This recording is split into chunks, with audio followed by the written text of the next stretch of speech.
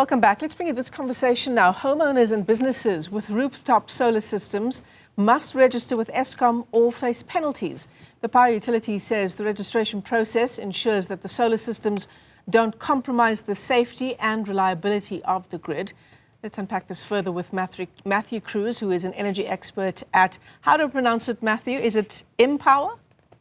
That's correct, Empower, yes. Well, welcome. Thanks very much for joining us. What would you say to someone who's reading this headline about those with rooftop solar systems having to register with Eskom and telling you that they're hearing about it for the first time? Yes, so I'd say it's not surprising that they've heard about it for the first time because it wasn't that well publicized that you actually need to register your solar system if you're a homeowner or business owner from Eskom's side. And so it can be a bit of a surprise, a bit of a nasty surprise. Yeah. And the reason why we need to register these systems through it's called the Small Scale Embedded Generation Application Process, the SSEG application process, is because there are risks involved with installing a solar system if it's not done by a reputable company. So Empower, the company that I work for example, will have ensured that the SSEG application has been performed on every installation. And what this entails is it means that a qualified electrical engineer that's been qualified by the EXA board, so they're a professional registered engineer with a PREng, has inspected the system and confirmed that it is compliant according to fire safety and also to ensure that it won't export electricity to the grid when it shouldn't be exporting electricity to the grid, which then impacts the safety of the Eskom power lines. And the reason for that, just to go into that quickly, is if there is power being exported from a large system or even homeowners' households onto an electricity line that has been deemed to be not live or neutral and being worked on, then it means that there could be now electricity present on the line when there's expected to be no electricity present, which could then endanger the lives and the safety of the Eskom workers that are working on electricity lines. So it is an important process to undergo when doing a solar installation. But it wasn't well publicized, especially during the energy crisis, that this is actually a requirement for all solar installations prior to the solar being installed. And something else to note there is that there was a backlog from Eskom's side in terms of approving the installation. So you put together the SSEG application, you send it to Eskom, and currently they take around 1 month to 3 months to come back saying, yes, we approve, everything's fine, and we accept that the solar installation is correct. There was a wait up to 6 months at a time for the application to come back approved before the solar system can actually get switched online. And that was unacceptable when we only had power for half the day. So a lot of the times what would happen is the solar system would get built, application sent, and turned on before the application was approved. And now we're getting a whole bunch of kickback and pushback from Eskom saying, no, this installation has not been done correctly. It needs to be corrected according to our standards. So now there's homeowners and business owners that are needing to correct their solar installations because they weren't done by a reputable company like Empower. Yeah, I mean, there are so many companies. I've heard of companies asking for a certificate of compliance even before they go ahead with solar installation. So there are lots of reputable companies. And I suppose the frustration for people who have had solar companies, solar power installed by reputable companies like Empower, to have forked out that much money to ensure that I am able to connect to electricity even during load shedding. Let's not forget, we had years and years of load shedding on a very regular basis, sometimes for more than 12 hours a day. To now have to fork out, I mean, certain households have been quoted between 27 and 50,000 rand to bring their solar installations in line with Eskom's regulations.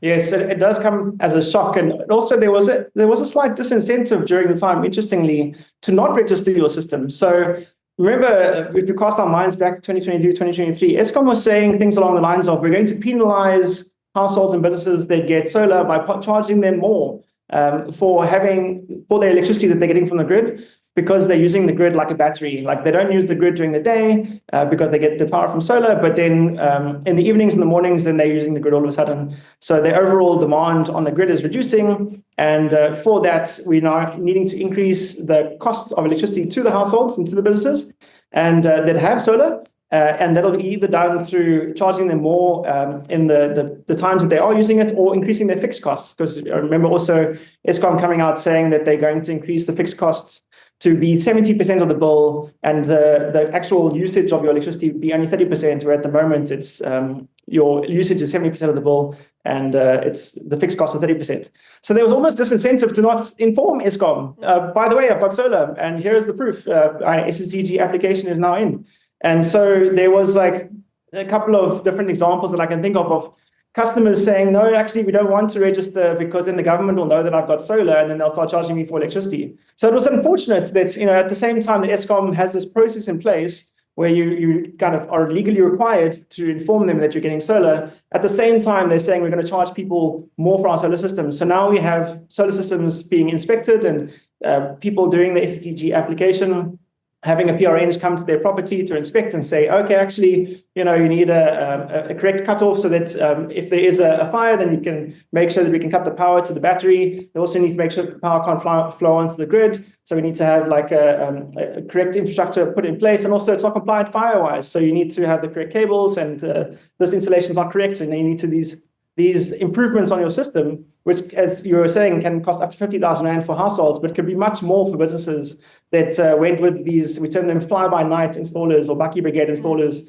They would come and say, we do solar, but meanwhile, they were plumbers, and then putting solar panels on the roof facing the wrong way, incorrectly installed, fire hazards, potentially. And as a result, then now those being inspected and seeing actually the whole thing's not compliant, you might as well just get a new system, because the installer that did it initially did a very incorrect job, and now they're nowhere to be seen in terms of they can't get it contacted in order to come back and fix the problem. Yeah, just from a safety perspective, for all of our sakes, we should probably just get a reputable company to keep our own household safe outside of the Eskom compliance issue. But just on the issue of Eskom, Matthew, the reason why so many people many people now mostly actually use solar energy for their businesses and their homes. But the reason why this is the case in South Africa is Eskom's fault.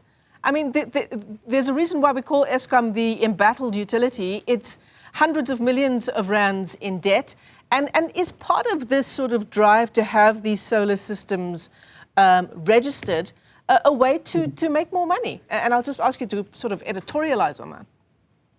Yes, so I would say it's more of an incentive to install, to get the SSEG application, the fine. And interestingly, Eskom, they've waived the application fee for users that have installed solar and then now need to install it, and then also for those that are installing solar now. So that goes up until March 2026.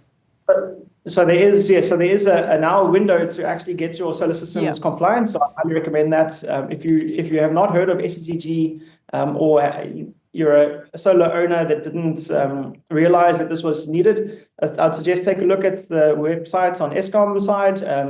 Take a look at the solar window of grace opportunity that you have to get the application done. Have a professionally registered engineer come and take a look at your system, and then do the application for you. They might also need to update your certificate of compliance, and that's another aspect. I'm glad you mentioned it, because another thing that was seen is that not every solar installing company would actually update the certificate of compliance.